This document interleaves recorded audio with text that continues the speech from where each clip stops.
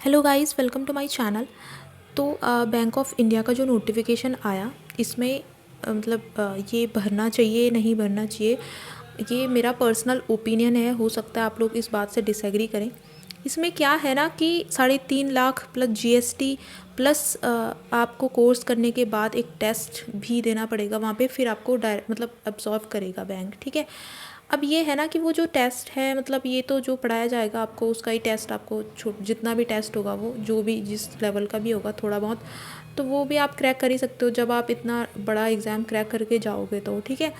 और दूसरी चीज़ है कि अगर ये जो डिप्लोमा कोर्स है ना, जिन्होंने तो ये चीज़ पहले करी हुई है तो उनके लिए तो मैं नहीं सजेस्ट करूँगी कि उनको तो आगे और एग्ज़ाम्स देखने चाहिए। अगर आप एक्सपीरियंस लेने के लिए भरना चाहते हो तो आप लोग भर सकते हो, बट जो ग्रेजुएट हैं एंड जिनको बहुत ज़्यादा नीड है, जॉब की एज भी ज़्यादा हो चुकी है।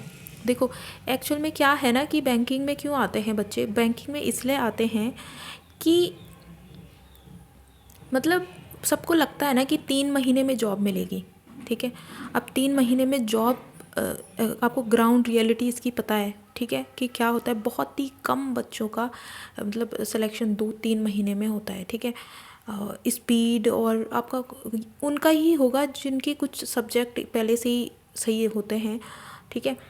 अब देखो, दूसरी चीज़ क्या है कि हम फ्यूचर को प्रिडिक्ट नहीं कर सकते। आप ये नहीं बोल सकते हैं कि जीत से पहले जीत और हार से पहले हम हार नहीं मान सकते हैं। कोई भी प्रिडिक्शन हम नहीं कर सकते। हम नहीं बोल सकते कि at the end of the year हमारे पास एसबीआई पीओ की जॉब होगी या आईबीपीएस पीओ की तो जॉब हमारे पास होगी ही। ठीक है। वो कंडीशंस होती हैं बहुत सारी, हम नहीं प्रिडिक्ट कर सकते कोई भी चीज़। ठीक है। होता कुछ और ही है। ठीक है। अब दूसरी चीज़ है कि मुझे लगता है कि कोई भी अपॉर्चुनिटी जो आ रही है उसको मिस आउट नहीं करना चाहिए, क्योंकि देखो, एक तो ये है ना कि वो आपको कोई गेम तो खिला नहीं रहे, ये तो नहीं बोल रहे ना कि आपको कोर्स में आके कुछ गेम, वो आपको कुछ सिखाएंगे ही वहाँ पे। और दूसरी चीज़ है कि अगर आपका सिलेक्शन नहीं होता है तो तब आप यहाँ पे तैयारी ही कर रहे होंगे उस टाइम। ठीक है। और अगर आपका सिलेक्शन हो जाता है यहाँ पे तो आप एक एम्प्लॉयड गिने जाओगे, ठीक है, एम्प्लॉयड कैंडिडेट रहोगे।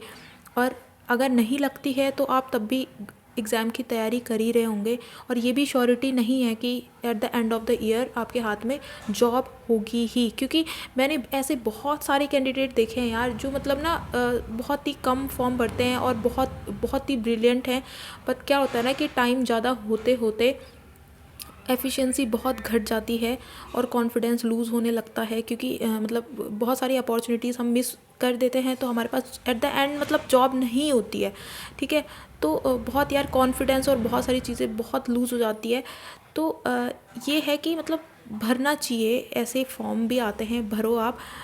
जीडी इंटरव्यू का एक्सपोजर मिलेगा। अगर आपको नहीं भी जाना होगा ना तो आईबीपीएस पीओ और एसबीआई पीओ से पहले आपको एक एक्सपोजर तो मिल ही चुका होगा।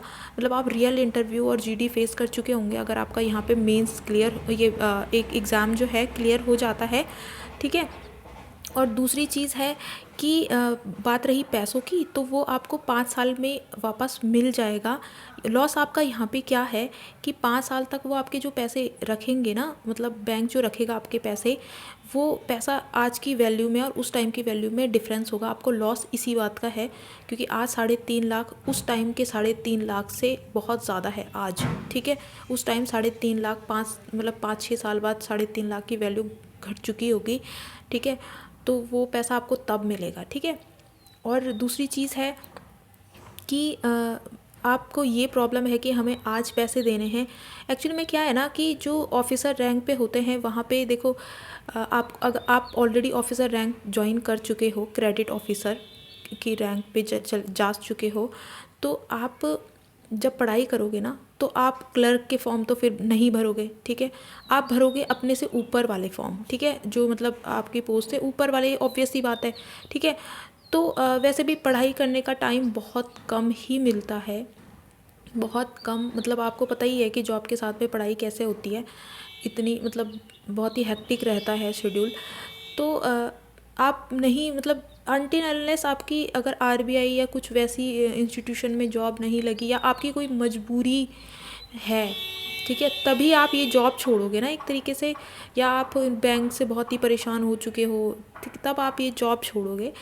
तो वैसे भी आपको 5 साल तो काम करना ही है, ठीक है, तो आपको पैसे मिल ही जाने हैं, मतलब ये इसमें नोटिफिकेशन में लिखा है और ये चीज़ झूठ नहीं होती है, क्योंकि नोटिफिकेशन में उन्होंने दिया है, ठीक है। ऐसा नहीं होता है कि नोटिफिकेशन में दिया हो और वो चीज़ हो ना, ठीक है।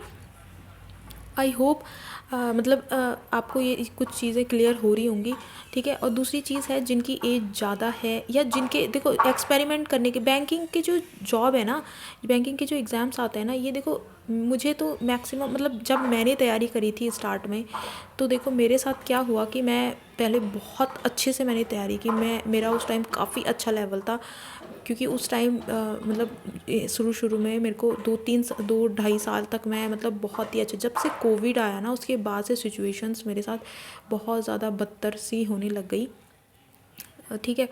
तो अब देखो, अब ये मेरे कंट्रोल में नहीं है ना, ये मेरे कंट्रोल में है ही नहीं, ठीक है। हमारे कंट्रोल में क्या है, मेहनत करना है, ठीक है। तो ये चीज़ें भी हो जाती हैं, हम मतलब प्रिडिक्शन नहीं लगा सकते कि हमारी जॉब 3 महीने में, 6 महीने में, या इस साल में जितने भी वैकेंसी आएंगी, एक ना एक तो मैं ग्रैब कर ही लूँगी या कर ही लूँगा, ठीक है। और मेरे साथ में बहुत सारे बच्चे ऐसे भी हैं जो बहुत, मतलब जिनके ना IBPS PO में लगभग 20-25 मार्क्स ऊपर थे मेंस में, तब भी उनका सिलेक्शन नहीं हुआ, अभी भी अनएम्प्लॉयड हैं, ठीक है। तो मुझे लगता है कि कोई भी अपॉर्चुनिटी मिस नहीं करनी चाहिए और आपको ये फॉर्म भरना चाहिए, ठीक है। और पैसे तो वापस दे ही रहा है, तो इसमें कोई मतलब वो वाली बात नहीं है कि, ठीक है, आप एक बार ढंग से इस फॉर्म को पढ़ें, फिर उसके बाद में ही अपना डिसीज़न लें। ये मेरा डिसीज़न था, हो सकता है आप लोग डिसएग्री करें मेरी बात से, ठीक है। अगर आपकी कोई क्वेरीज़ हों तो आप लोग मुझे नीचे लिख सकते हैं कमेंट में, ठीक है। और अगर आपको वीडियो अच्छा लगा हो तो लाइक भी कर सकते हैं, डिसलाइक भी कर सकते हैं, जैसा भी लगा हो, ठीक है। टाटा, बाय बाय, अच्छे से पढ़ो आप, ठीक है, बाय बाय।